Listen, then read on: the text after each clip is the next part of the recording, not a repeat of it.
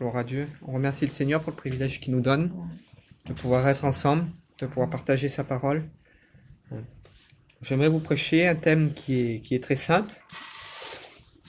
C'est la véritable grâce. Il y a un passage dans la parole de Dieu qui est très important. Alors on s'imagine souvent, et puis je vais y revenir après, où on entend dire que la grâce c'est le Nouveau Testament et que c'est pas l'Ancien Testament, que la grâce dans l'Ancien Testament elle n'existe pas. Mais on va voir ensemble que cette idée-là elle est complètement fausse. Que l'idée que le Nouveau Testament c'est la grâce et que l'Ancien Testament c'est la loi, ça c'est complètement faux. Et on va voir ensemble, il y a plein de passages qui en parlent. Et on va commencer ça dans le livre d'Isaïe, au chapitre 30 et au verset 18. Pour ceux qui ont la parole de Dieu, je vous laisse le temps de trouver. Donc chapitre 30 au verset 18. Vous avez déjà dû entendre ce verset. C'est un verset bien connu de la parole de Dieu.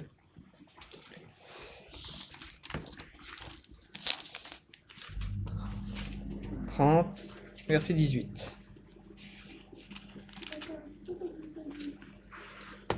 Il est dit ceci. Cependant, l'Éternel désire vous faire grâce, et il se lèvera pour vous faire miséricorde. Car l'Éternel est un Dieu juste, heureux tous ceux qui espèrent en lui. Le passage commence comme ça. Cependant, l'Éternel désire vous faire grâce.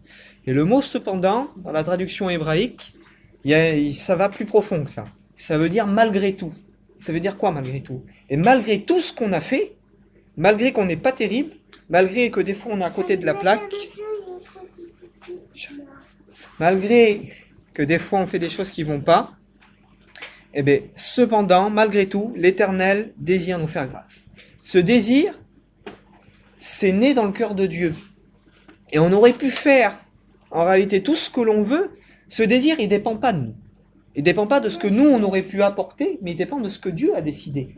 L'éternel désir. Un désir, c'est quelque chose qui est dans le cœur, qui est profond. Et on aurait pu demander, mais si c'était pas sorti du cœur de Dieu, on n'aurait pu rien obtenir. On n'aurait rien pu avoir. Parce que Dieu a décidé, malgré tout, l'Éternel a désiré nous faire grâce. Donc malgré tout, verset 18, et quand on prend le chapitre 30, mais quand on revient au début, on comprend pourquoi le Seigneur est dit cependant ou malgré tout. Écoutez ce qui est dit, chapitre 30, c'est le début du chapitre. Là, moi, je vous ai pris le verset 18, mais quand on revient au début, on comprend pourquoi Dieu va dans ce sens-là. Pourquoi Dieu, il dit malgré tout, ou cependant. Écoutez, c'est au moment où Israël s'est détourné de Dieu. Il dit, malheur, dit l'Éternel, aux enfants rebelles, qui prennent des décisions sans me consulter, et qui font des alliances sans ma volonté, pour accumuler péché sur péché, qui descendent en Égypte sans me consulter. L'Égypte, c'est le monde. Et Dieu dit malheur à ceux qui descendent dans le monde sans me consulter. Malheur à ceux qui cherchent en réalité à vivre leur vie loin de ma face, sans en réalité chercher ce que moi, je pourrais leur donner. Qui cherchent un abri sous la protection de Pharaon, et qui cherchent un abri sous l'ombre de l'Égypte. La protection de Pharaon sera pour eux une honte, et l'abri de l'ombre de l'Égypte sera pour eux une ignominie.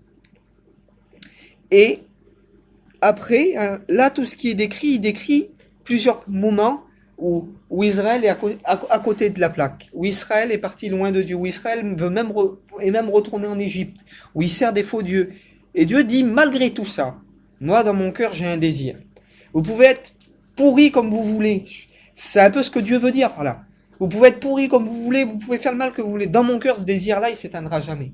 Malgré tout ça, j'ai le désir de vous faire grâce. Et moi, l'Éternel, je me lèverai pour vous faire miséricorde, pour vous donner ma grâce. Il y a un passage dans la parole de Dieu qui dit, c'est dans les Proverbes, je crois, que pendant le déluge, Dieu était assis sur son trône.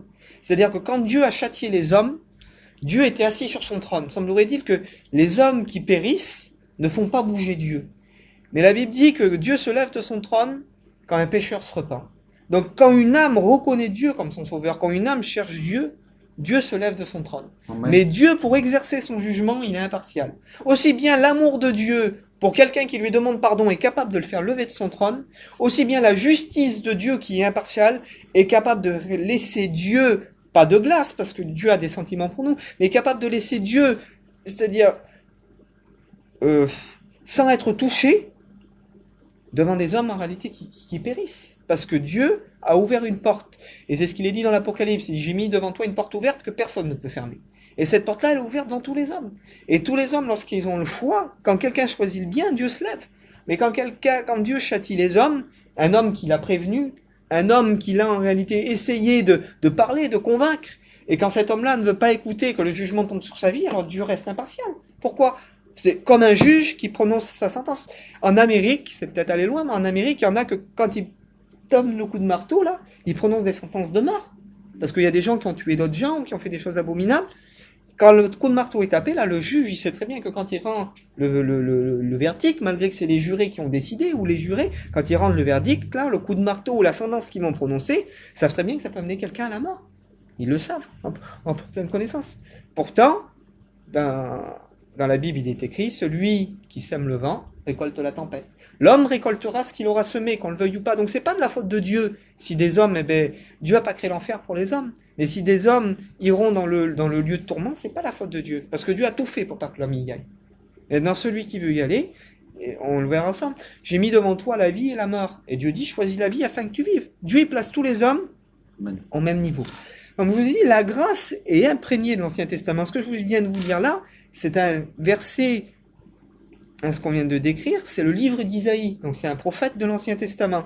Quel est le premier homme à avoir reçu la grâce? Eh bien, c'est pas un homme du Nouveau Testament. On va le voir ensemble. Vous lirez l'histoire, hein, c'est pas loin, c'est Genèse 6. C'est au tout début de la Bible, juste après la création, juste après les premiers hommes. Donc le livre de la Genèse, chapitre 6. À partir du verset 5, il est dit ces paroles. L'Éternel vit que la méchanceté des hommes était grande sur la terre, et que toutes les pensées de leur cœur se portaient chaque jour uniquement vers le mal. L'Éternel se repentit d'avoir fait l'homme sur la terre, et il fut affligé dans son cœur. Et l'Éternel dit, j'exterminerai de la face de la terre l'homme que j'ai créé, depuis l'homme jusqu'au bétail, aux reptiles, aux oiseaux du ciel, car je me repens de les avoir faits. Et comme je vous ai dit là, Dieu veut exterminer l'homme de la face de la terre. Comme je vous ai dit tout à l'heure, ça c'est le déluge qui est prononcé. La sentence, elle est déjà prononcée. Et Dieu peut pas revenir en arrière. Dieu là, il a prononcé une sentence. Une sentence pour les hommes, parce que les hommes se sont tournés uniquement vers le mal et les hommes sont pervertis. Et au verset 8, juste un peu plus tard, il dit, mais Noé trouva grâce aux yeux de l'Éternel. Noé va trouver grâce aux yeux de l'Éternel. Est-ce qu'il est écrit là que Noé était en réalité sans péché? Il n'est pas écrit que Noé était sans péché. Si Noé trouve la grâce, c'est que quelque part il ne le méritait pas. Parce que le mot grâce, c'est accorder quelque chose à quelqu'un qui ne le mérite pas. Et pour vous parler encore des gouvernements, en Amérique, quand quelqu'un des fois reçoit la peine de mort ou il est condamné à tant et tant d'années de prison, il peut faire une lettre, l'envoyer au président ou l'envoyer aux autorités compétentes. Et parfois, ça arrive qu'il y en a qui ont des remises de peine ou qui sont graciés, c'est-à-dire ils ne le méritent pas. Mais selon le bon vouloir du président ou de la personne, eh bien, il décide de gracier. Il décide en réalité de remettre la peine à celui en réalité qui l'a demandé. Il y a une petite histoire qui est assez intéressante. C'est un roi qui avait l'habitude tous les ans de gracier quelqu'un. Et là, donc c'était le moment venu, et puis il va dans les geôles pour interroger les prisonniers un par un. Mais il y va pas en habit de roi, il se fait passer pour quelqu'un de normal. Puis il commence à interroger les personnes qui sont là. Elle va dire, pourquoi t'es là? Mais moi, c'est pas de ma faute. Le premier va dire, j'ai été pris comme ça, et c'est l'autre qui l'a fait, c'est pas moi, j'ai été accusé à tort. Et les 4 ou 5 qui l'interrogent, c'est jamais de leur faute. Et il va arriver sur un pauvre bougre qui est là, et il va lui demander, et toi, qu'est-ce que t'as fait pour être ici? Et il va dire, ben moi, j'ai fait du mal, j'ai tué une petite fille, il dit, et je le regrette. Il dit, je le regrette. Il dit, je le regrette parce que je suis coupable, et il dit, j'ai fait le mal, et le mal que j'ai fait, je peux pas le réparer, je le regrette. Et là, le roi qui était déguisé, il va dire, tu dois te sentir peut-être à l'étroit au milieu de tous ces innocents.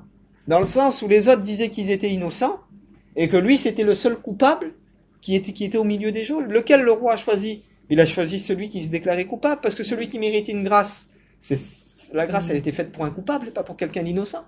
C'était tous des innocents, ils étaient enfermés là, justement. Et le roi a dit, ben, tu dois te sentir mal au milieu de tous ces innocents, parce que tu es le seul qui reconnaît en réalité ce que tu as fait. Et l'histoire nous dit que le roi va le gracier à lui. Noé va trouver grâce aux yeux de l'Éternel. Verset 9. Car Noé était un homme juste et intègre dans son temps et Noé marchait avec Dieu. Ce qui a fait la différence, quand on lit au-dessus, verset 5, il est dit que l'Éternel vit que la méchanceté de l'homme était grande et que les pensées de l'homme se tournaient chaque jour uniquement vers le mal. Le seul homme qui a cherché Dieu à son époque, c'est Noé. Noé était peut-être pas beaucoup meilleur que les autres, mais ce qui a fait de lui un homme bon, c'est parce qu'il a cherché Dieu. Et quand on cherche Dieu, et c'est ce que dit la Bible dit que Dieu regarde du haut des cieux, Psaume 14, verset 2, s'il y a un homme ou une femme intelligente qui cherche Dieu. Ce qui fait la différence entre quelqu'un qui reçoit la grâce et quelqu'un qui ne la reçoit pas, c'est quelqu'un qui a le désir de chercher Dieu. Quelqu'un qui se reconnaît coupable et qui a le désir de dire Seigneur, je suis peut-être pas meilleur que les autres. Cette génération, comme on a parlé tout à l'heure, cette génération, elle est corrompue, tout est en train de partir dans tous les sens. Mais moi, Seigneur, je veux de toi. Je veux pas périr avec cette génération. Je veux, Seigneur, que tu me sauves, que tu fasses de moi quelqu'un de bon. Et Noé, il n'était pas meilleur que les autres, mais parce qu'il a cherché Dieu, Dieu lui a fait grâce, il a fait de lui, il a fait de Noé un homme meilleur en réalité. Quelqu'un qui va en réalité entrer dans le plan de Dieu, qui va construire l'arche, on le verra par la suite. Et Dieu a fait ça parce que Noé, en son temps, était un homme qui cherchait Dieu, au milieu d'hommes qui se tournaient chaque jour uniquement vers le mal. Et imaginez maintenant qu'à l'époque de Noé, il y a un seul homme qui lève ses yeux vers le ciel, puisqu'en plus, quand Noé construisait l'arche, les gens devaient se poser des questions. Qu'est-ce que tu fais? Eh bien, Dieu m'a dit qu'encore tant de jours, il va y avoir un déluge. Dieu avait averti Noé. Vous vous imaginez que si quelqu'un aurait crié à Dieu, aurait dit Seigneur, sauve-moi, ou Seigneur, je veux te connaître, ou Seigneur, moi aussi je veux entrer dans l'arche. Vous croyez vraiment que Dieu aurait fait que la personne aurait été perdue? Non. Qu'est-ce que Dieu aurait fait? Mais Dieu il l'aurait pris, il l'aurait sauvé. Parce que quand on s'intéresse à Dieu, Dieu peut pas faire autrement en réalité que de nous bénir. Dieu peut pas faire autrement que de nous donner en réalité sa grâce et d'agir dans nos vies. Gloire à Dieu. On va voir ensemble. La grâce ne s'obtient pas par mérite, mais par une recherche de Dieu. Un Dieu du haut des cieux, comme je viens de le citer, regarde les fils de l'homme pour voir s'il y a un homme ou une femme intelligent qui le cherche. On va lire maintenant l'histoire d'un roi en Israël. Cette histoire, c'est l'histoire du roi Manassé. On va lire dans le deuxième livre des Chroniques, chapitre 33, à partir du verset 1 jusqu'au verset 13. Je vous laisse le temps de trouver. 2 Chroniques. Alors c'est après le livre des rois. C'est dans l'Ancien Testament. Hein. 2 Chroniques, c'est après le livre des rois.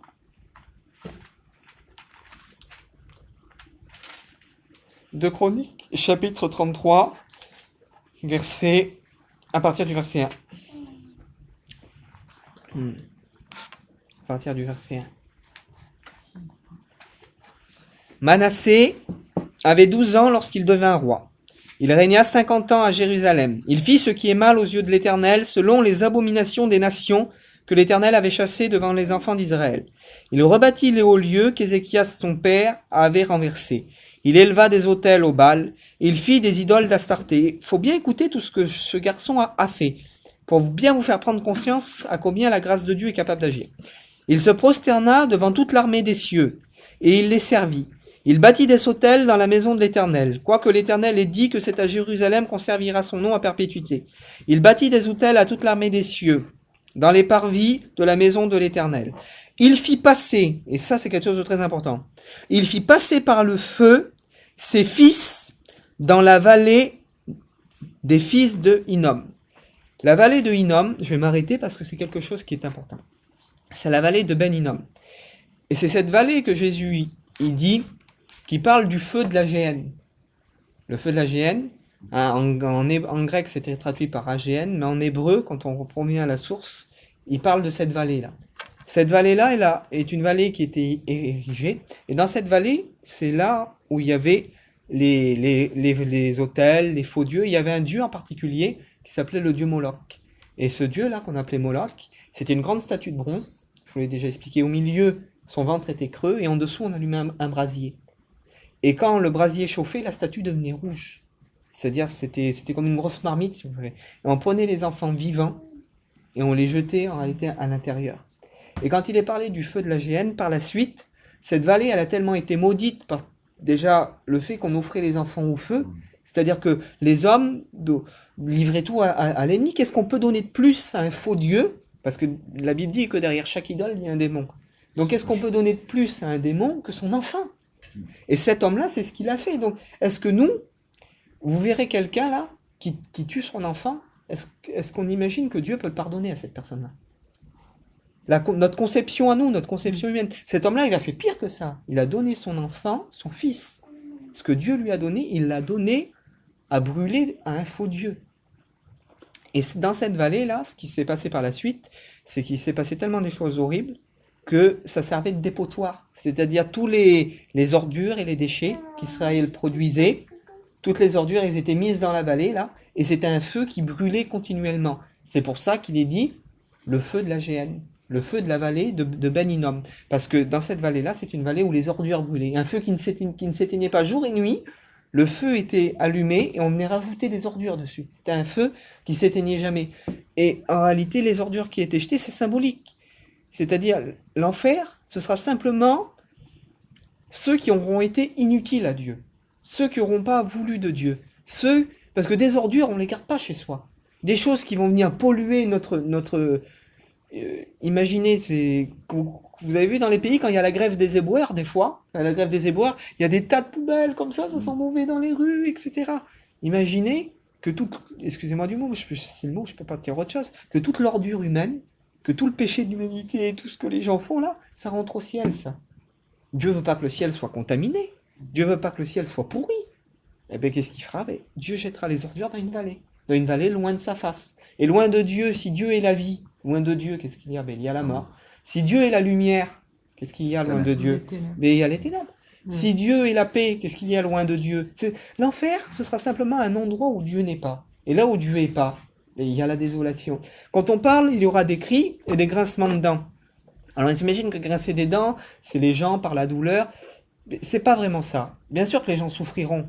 Mais vous lirez dans la parole de Dieu, dans le livre des Proverbes, je vous redonnerai la traduction un jour, il dit « Ton frère, il dit grince des dents contre toi ». Et dans la tradition juive, quand on dit « Ton frère grince des dents contre toi », ça veut dire qu'il t'en veut, qu'il rumine, qui rumine sa colère et qui fait que parler. C'est comme de l'amertume qu'on a au fond du cœur et les gens, en réalité, quand ils grinceront des dents, ce sera du regret, de parler, ils parleront contre Dieu, ils en voudront à Dieu. Ce regret là, cette haine, elle sera éternelle parce qu'ils réaliseront à côté de quoi ils seront passés. Et c'est pour ça que les gens grinceront des dents. Vous imaginez de voir à côté de quoi tu es passé parce que t'as pas accepté Dieu, parce que t'as pas voulu suivre Dieu, voir la félicité, la paix, l'amour, et que toi ces choses-là t'en profites plus et t'en profiteras jamais. Être loin de Dieu. Donc cet homme-là, il a offert ses fils au feu dans cette vallée. Écoutez bien ce qu'il a fait encore, ce Manassé. Il observait les nuages et les serpents pour en tirer des pronostics. Il s'adonnait à la magie, donc tout ce qui était astrologie, etc. Il invoquait des esprits qui prédisaient l'avenir.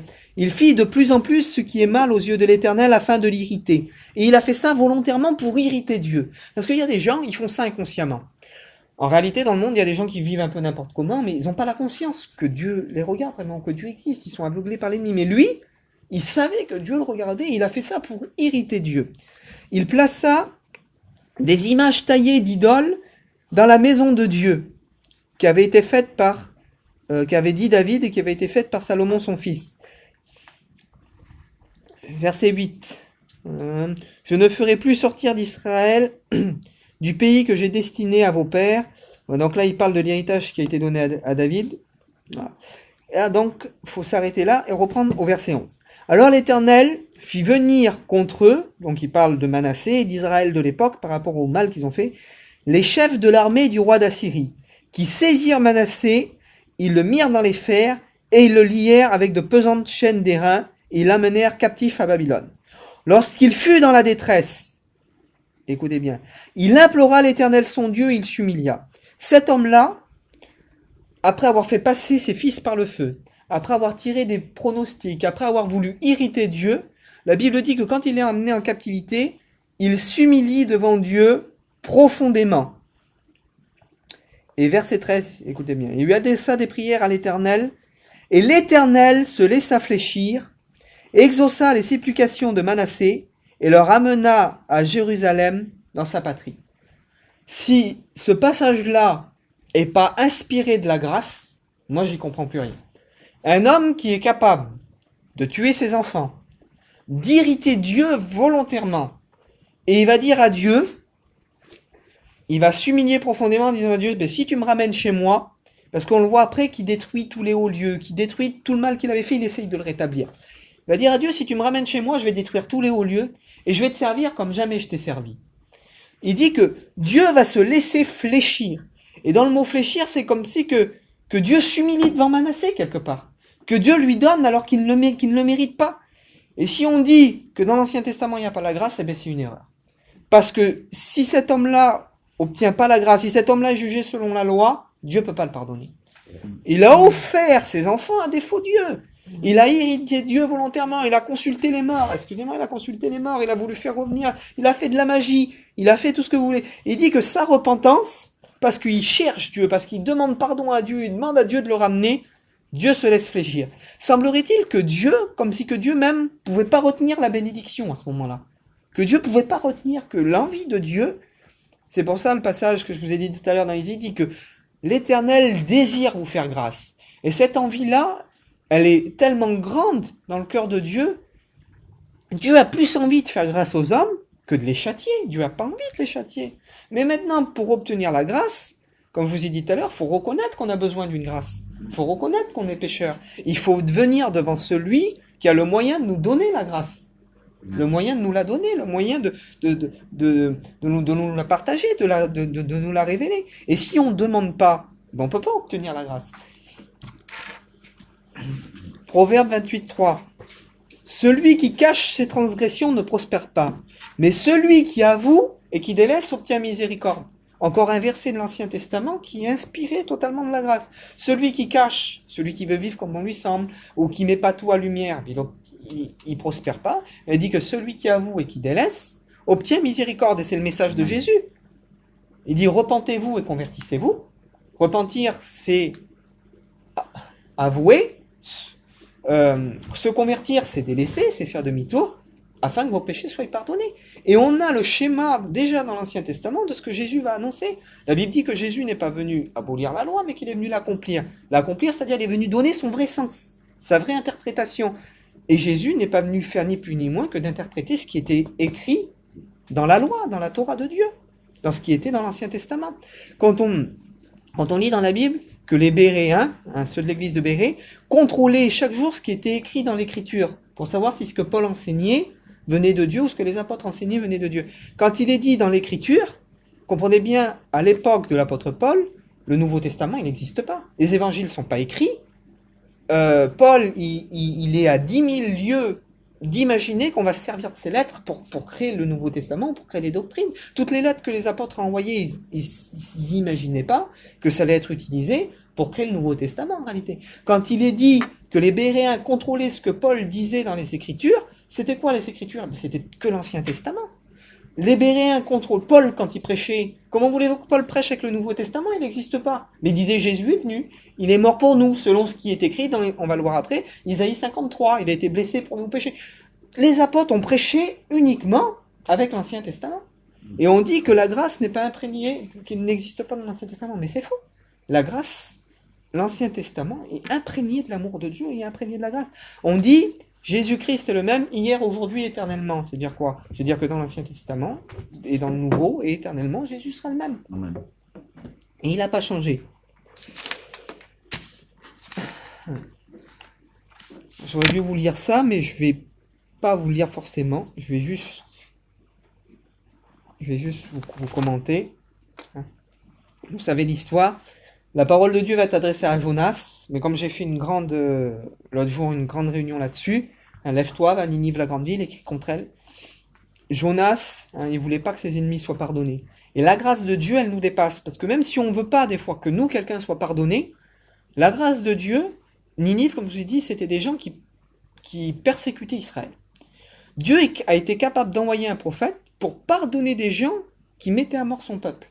Et Dieu est même capable d'envoyer des gens pour convertir même des islamiques, ou des gens qui sont en train d'égorger des chrétiens, même des gens qui ont tué des chrétiens, peuvent après venir à Dieu. J'ai lu un livre qui s'appelle Pardonne-moi Natacha, ça se passe dans l'Union soviétique, à l'époque où les religions étaient beaucoup filtrées, c'était vraiment un pays renfermé. Je crois que c'était avant le mur de Berlin, je sais plus, mais je sais que c'était dans le livre, c'était vraiment. Et en fait, ce qu'ils faisaient, c'est que quand il y avait des chrétiens qui se réunissaient, eux, ils étaient engagés par le gouvernement pour foutre des volets aux chrétiens. Ils ont tué des pasteurs, ils venaient, ils tuaient les pasteurs, ils mettaient les chrétiens en lambeaux, ils mettaient les chrétiens en prison. Et cet homme-là, à la fin, hein, faisait partie de ce groupe-là, parce qu'il y a une chrétienne qui s'appelait Natacha, eh ben, il lui a mis des coups plusieurs fois, mais comme elle était tellement belle qu'il n'a pas voulu la tuer. Et il l'a rencontrée 2 fois, 3 fois, 4 fois. Et au bout de 5 ou 6 fois qu'il voyait que cette fille-là, elle prenait des coups, mais qu'elle était toujours dans les réunions, il s'est dit, mais comment les gens font pour prendre des coups, passer à côté de la mort? Et cet homme-là, à la fin, il s'est converti.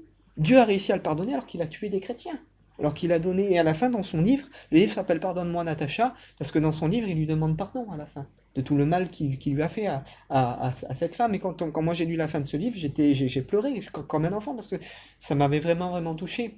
Et cet homme-là, il s'appelait Sergueï Kordakov, il est mort à 22 ans, on l'a assassiné, parce qu'il a été exporté dans un autre pays, et comme il a fait ce livre, que ça parlait de l'Union soviétique, apparemment les Russes auraient... je ne joue pas la théorie du complot, mais dans le livre, il dit, si un jour je meurs, c'est qu'on aura voulu ma peau, quoi, qu'on aura voulu ma mort. Tout ça pour dire que quand Dieu envoie Jonas et que Jonas annonce, les gens de Ninive se repentent. Et Dieu, qu'est-ce qu'il fait? Eh bien, il les sauve parce qu'il les aime. Hein? Cette grâce que personne mérite, ni vous ni moi, comme je vous ai dit tout à l'heure, elle a eu un prix. Ésaïe 53 nous dit, qui a cru à ce qui nous a été annoncé, qui a reconnu le bras de l'Éternel, il s'est élevé comme une faible plante, comme un rejeton qui sort d'une terre desséchée. Il n'avait ni beauté ni éclat pour attirer nos regards, et son aspect n'avait rien pour nous plaire.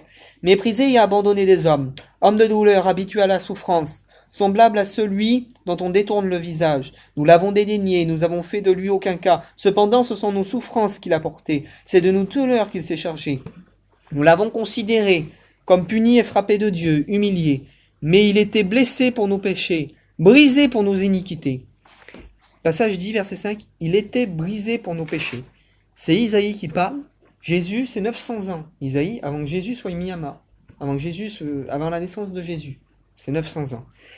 Et écoutez comme Isaïe parle. Comme Dieu parle, c'est Dieu qui parle au travers de la bouche du prophète. Il dit, il était blessé pour nos péchés. Comme si que c'est dans le futur, mais pour Dieu, c'est déjà accompli. Comme Dieu est hors du temps, pour lui, c'est déjà accompli. Quand déjà Dieu crée Adam, quand Dieu pardonne Noé au travers du sacrifice de Jésus. Parce que Jésus a payé une fois pour tout le monde, pour ceux de l'Ancien Testament et pour ceux du Nouveau Testament. La Bible dit qu'il est la pierre angulaire, le châtiment qui nous donne la paix. Donc il donne la paix au prophète Isaïe, là, parce qu'il parle aussi, et au peuple d'Israël de l'époque qui était pardonné, est tombé sur lui. C'est par ses meurtrissures, il dit, que nous avons été guéris. Il a été blessé pour nos péchés, brisé pour nos iniquités. Le châtiment qui nous donne la paix est tombé sur lui, c'est-à-dire que c'est déjà fait. Pour Dieu, c'est déjà fait. Et c'est là qu'on arrive à comprendre pourquoi Dieu se comporte et fait la grâce au même titre dans l'Ancien Testament que dans le Nouveau, parce que Dieu, comme il est hors du temps, pour lui, c'est déjà fait. Jésus, il est déjà mort. Et les prophètes de l'Ancien Testament sont mis au bénéfice du sang de l'Alliance, du sang de l'agneau. Et les agneaux et tout ce qui sont sacrifiés dans le temple, c'est qu'une image de ce qui a déjà, en réalité, été accompli. Mais ils sont mis sous le bénéfice du sang. Au même titre que nous, en réalité. Et c'est par ces meurtrissures que nous sommes guéris. Et le passage, il le dit, pas que nous serons guéris, ou qu'un jour, peut-être, non, nous sommes, aujourd'hui. C'est par ces meurtrissures que nous sommes guéris. 900 ans avant que Jésus y vienne. Et c'est valable pour nous 2000 ans après. C'est-à-dire que dans le plan de Dieu, quand Dieu a décidé de donner Jésus, pour lui, c'était déjà fait. Pour lui, c'était déjà accompli. Vous imaginez la grandeur de Dieu, la puissance de Dieu? Nous étions tous errants comme des brebis, chacun suivait sa propre voie. Et l'Éternel a fait retomber sur lui l'iniquité de nous tous. Il n'a pas ouvert à la bouche, semblable à un agneau muet qu'on mène à la boucherie, d'une brebis muette devant ceux qui l'attendent. Il a été élevé par l'angoisse et le châtiment, et parmi ceux de sa génération qui l'a reconnu. Il a été retranché de la terre et frappé pour les péchés de mon peuple. Son sépulcre a été mis parmi les méchants, son tombeau a été mis parmi les riches. Quand il dit parmi les méchants, ça représente qu'elle était livrée comme un méchant, elle a pris la place de Barabbas, etc. Il y aurait plein de choses à dire, mais on s'éloigne un peu du sujet. Mais c'est bien pour vous montrer la profondeur de la grâce dans l'Ancien Testament. La prophétie de Dieu a toujours été déjà accomplie. Au moment présent, pour Dieu, c'est déjà fait. Christ a accompli la grâce pour tous les hommes. Conclusion, on va lire.